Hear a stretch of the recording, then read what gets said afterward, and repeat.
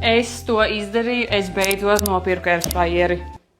Tāpēc mums vajag kaut ko izcept. Ar citu, es gandrīz atstiepu pedāli. Es biju Jūrmalā, un man liekas, es dabūju kaštumdūrienu, un man likās, ka cēlā aiziešu pie Pētera. Man rēba galva, man gribējās vemt, man bija viss melns gar acīm. Un tā kā ne tikai tajā brīdī, kad tu vienkārši piecelies, bet kādas, man liekas, 20 minūtes tur stragloju. Līdz, jo mēs jau bijām aizgājuši līdz mašīnai, un tad mēs gājām atpakaļ līdz jūrē, lai varētu tā kā iet ūdenī un atkarsēties. Bet problēma bija tāda, ka man bija grūti aiziet līdz tam ūdenim, jo man visu laiku tā kā bija tāds.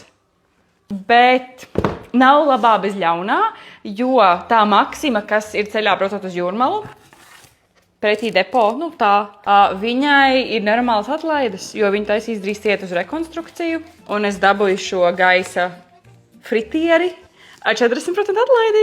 Nāc laukā papīt 6, cik litri? 6,5 litri. Un pamēģināsim. Nopirku arī saldētus kartupeļus. Gribēju vispār nopirkt lasi, esmu redzējis, ka laši viņā sanāk ritīgi labi, bet veiklā nebija laši filē, tur bija tikai tā kā vesels lasis. Un es nezinu, kā to airfryerī var izcept. Bet zinu, par ko vēl esmu nedaudz vairāk excited. Tur tā kā visai nepārtikai bija 40% atlaide. Un es nopirku tik smukas bļodiņas, es parādīšu to līdz, ja viņas nomazgāju. Tā kā tādas puķītes, vai nav mīlīgi? Labi, es viņu pieslēgšu pie Wi-Fi un atnākšu atpakaļ. Aizvien man baigi kaut kas te ir jālasa, gan jau, ka nē, vai nē. Ui. Es aizmiršu, ka šis vien pat. Es neapēdīšu tik daudz. Onion rings. Man būs ļoti healthy vakariņas. Es saprotu, kas notiek. Scheduling. Šo tu tagad viņas uztaisi? Es iešu ātrā aplikācijā. Viss ir okidoki. Viss sākās. Zini, es iešu dušās. Joprojām esmu visa jūrmalīga.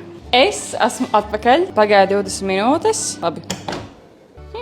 Šis ir mūsu rezultāts. Viņi izstās crispy.